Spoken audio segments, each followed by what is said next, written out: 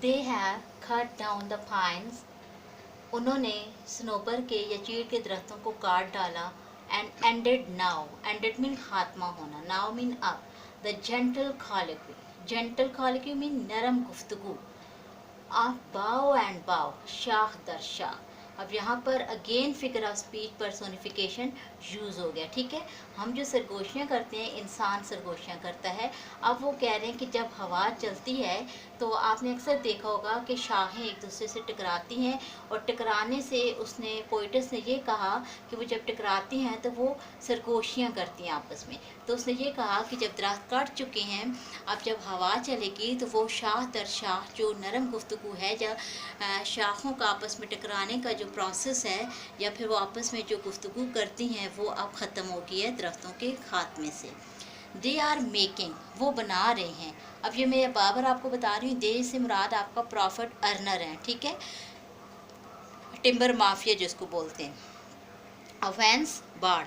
By creek, नदी के किनारे, वो नदी के किनारे बाढ़ बना रहे हैं, उसके लिए वो दरख्तों को काट रहे हैं। And have cut down the pines for the post, post कहते हैं सतून, और वह सतूनों के लिए चीड़ के या सनोबर के दरख्तों को काट रहे हैं। Van in the sunlight, van कहते हैं कमज़ोर को, ठीक है, जर्द रोशनी। इन द सनलाइट, सूरज की रोशनी में। फॉर घूस्ट, घूस कहते हैं, आप कह सकते हैं जो भूत होते हैं, ठीक है, या आप यूँ कह सकते हैं कि सूरज की रोशनी में जर्द रंग के दरख्त, ठीक है। द नेकेड ट्रंक लाई, बरहन्ना तने, लाई मीन पड़े हुए हैं, या बगैर छाल के तने पड़े हुए हैं, ठीक है। आप इसको यूँ कह सकते हैं कि सूरज की रोशनी में जर्द रंग के दरख्त बगैर छाल के पड़े हुए हैं।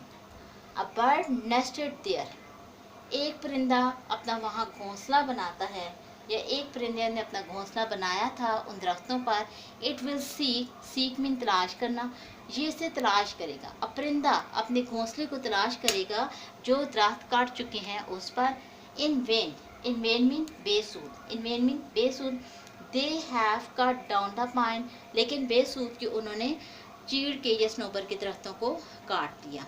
Dear students, this poem has finished. Dear students, we have read the unit number 1, 3, 7, 9, 13 and 12. ठीक है, ये सारे चैप्टर्स हम पढ़ चुके हैं, और ये आपकी जो पोएम है इसकी रीडिंग भी कंप्लीट हो गई है। इसके मैं पैराफ्रेजिंग और कंप्रीहेंशन क्वेश्चन आंसर और सॉल्व एक्सरसाइज और ग्लॉसरी वर्ड्स हैं जो मैं आपको इमेजेस इसके सेंड कर देती हूँ, और आपने ये सारा काम करके मुझे सेंड करना है। और प्लीज़ मैं आपको बार बार कह रही हूँ, सीरियस होकर अपने काम पे फोकस करें। और प्रीवियस लेक्चर में भी जस्ट एक बच्चे ने काम किया था, तो आई होप कि इस बार सारे बच्चे काम करेंगे, ठीक है। तो इंशाल्लाह नेक्स्ट लेक्चर में किसी नए टॉपिक के साथ हम मिलेंगे। Thank you so much.